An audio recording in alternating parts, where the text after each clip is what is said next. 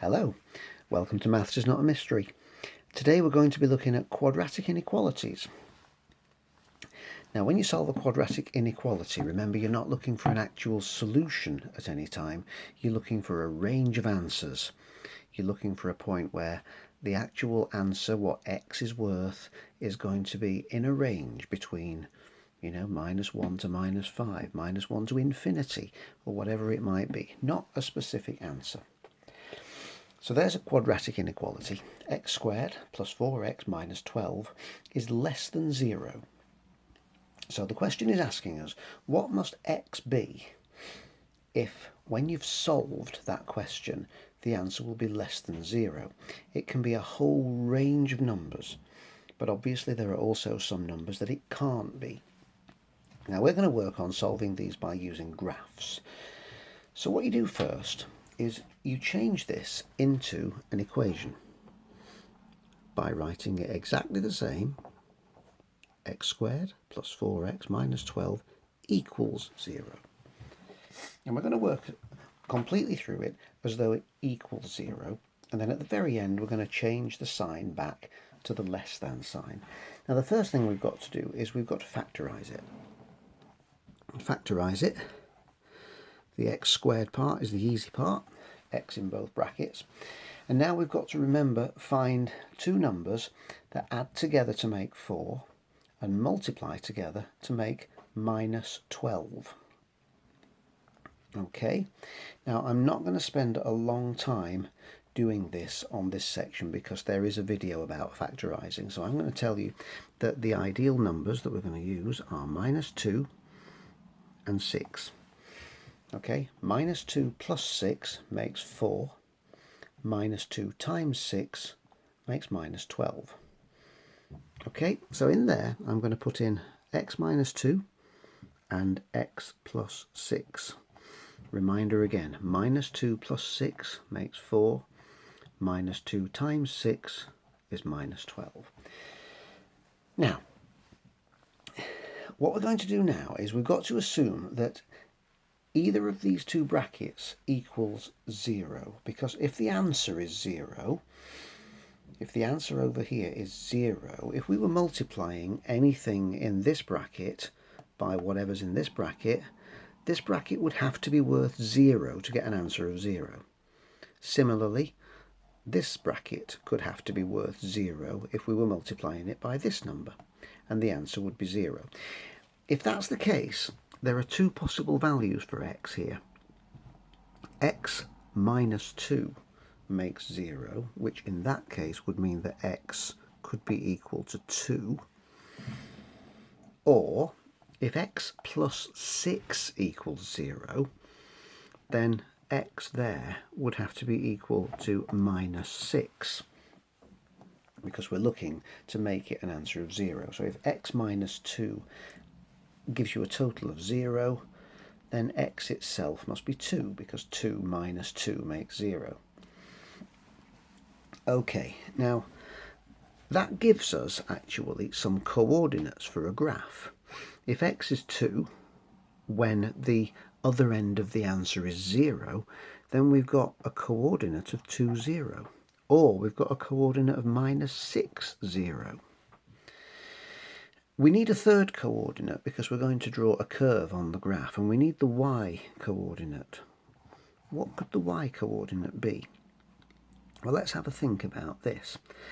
If we plug in 0 up here at the very beginning and say that x is worth 0, 0 squared plus 4 lots of 0 minus 12. Now, let's just think about this. That can't equal 0, but what we're going to say is that if these numbers equal 0 here, if your x coordinate was 0, because all of these add up to 0, your y coordinate must be what's left over. Your y coordinate must be -12.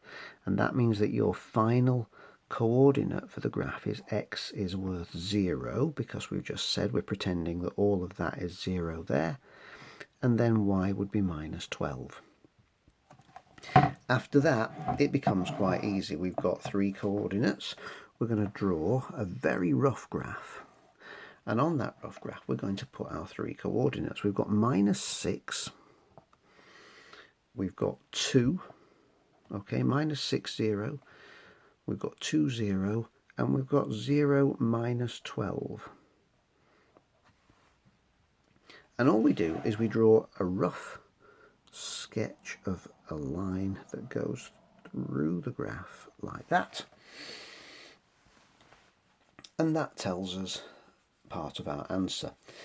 What is it going to tell us? Well, it's going to say, if we go back to the original question, all of this must be worth less than 0. We're looking for the point when the line on the graph drops below 0, and that's this point here. So what we're going to say as our answer is that -6 is less than x, which is less than 2. And that's our inequality. So x suits the equation that was at the top of the page. If x is worth less than more than -6, or less than 2, x is between those two values. Okay, so that's the basis of how we do an inequality. I'm going to do a couple more, and then it might all become much clearer as we go along. But we're going to make each one a bit more difficult. This one starts off in a way that we don't want. X squared minus 9x plus 12 is more than or equal to 4. That's no good for an inequality. The first thing we're going to have to do here is we're going to have to change it so that x squared minus 9x, we want it to be more than or equal to 0. It's got to be 0. The only way to do that is to take 4 away from this side. So of course, in all good algebraic work, we take 4 away from this side as well. So instead of it being plus 12, it's plus 8. So write it out as an equation, x squared minus 9x plus 8 equals 0, and factorise it. So we've got two numbers that add up to -9 and multiply to plus 8. I'm going to go through quickly to the answer again, and I'm going to choose -8 and -1. -8 minus 1 is -9. -8 times -1 is 8. Okay, so if x minus 8 equals 0, then x could equal 8. If x minus 1 equals 0, then x could equal 1.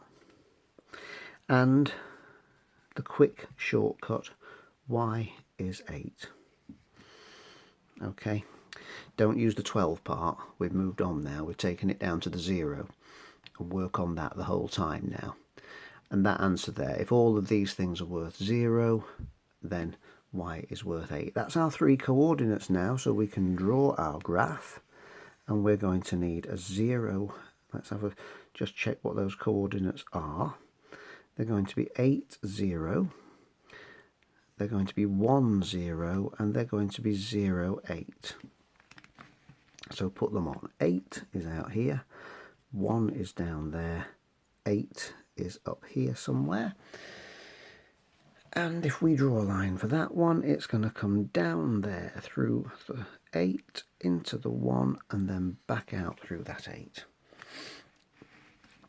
Now the question said that the answer has got to be more than or equal to 0.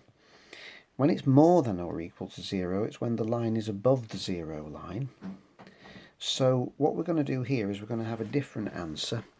We're going to be saying that x is less than or equal to 1, but it's also, put a little union sign there, it's also small, it's on the other side, it's greater than or equal to 8.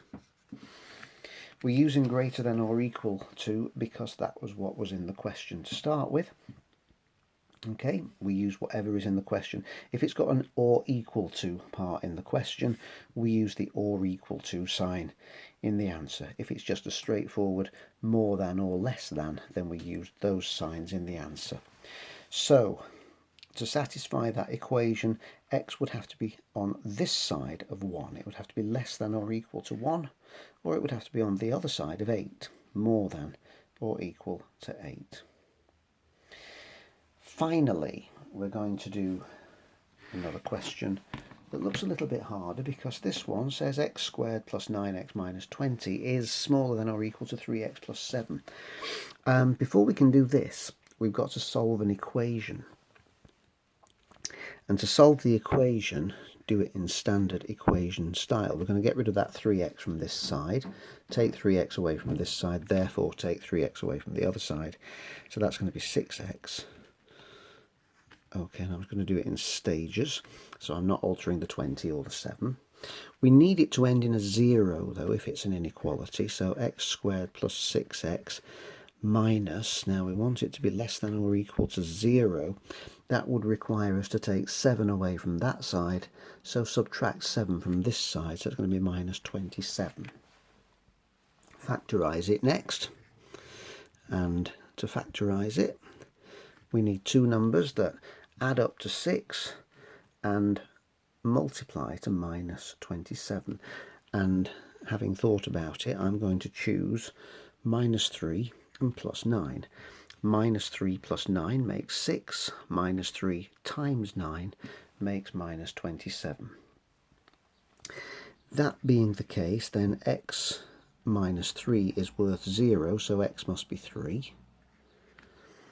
Okay, x plus 9 is 0, so x must be potentially minus 9. And of course we can tell that y is minus 27.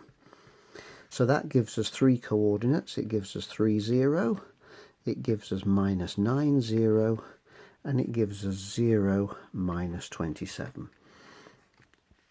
So we can draw our graph. On there we're going to need a 3. We're going to need a minus 9, and down here we're going to need a minus 27. Sorry, I'll move it up the page so you can see it. And then we're going to draw our curve through there, which looks like that. Remember, this doesn't have to be neat, it doesn't have to be worked out carefully, it just has to be a sketch. What did the question ask us? It was less than or equal to. And that means that if it's less than, it's below the line. So where is x? Well, x is going to be, we're going to have minus 9 is less than or equal to x on this side. But x is also less than or equal to 3, which I've managed to cover up. I'll write it again for you. So the answer is that minus 9 is less than or equal to x, which is less than or equal to 3. Okay, so key points are to make sure that your inequality always ends in 0. Factorise it. Remember that whatever you factorise it as, you're going to use the opposite sign to figure out what x is. If x minus 3 is 0, x must be 3, because 3 minus 3 makes 0. And the y section is always going to be the number that was left over at the end of your line there, but only when you'd got the 0 on there. Don't go and choose the numbers that were at the beginning, otherwise it's wrong. Okay, put your three coordinates in, sketch your graph out, and then don't forget to look at which way round the sign was. If it's less than or equal to, you're looking at what was below the line. If it's more than or equal to, you're looking at where it's above the line, and there'll be two separate sections for that. Well, I hope that's been some use. Look in the book if you're not sure. The book also shows you how to work with number lines if you need to. Search Maths is Not a Mystery on Amazon, and you'll be able to find quadratic inequalities. Thank you for watching. Hope you've enjoyed it, and goodbye.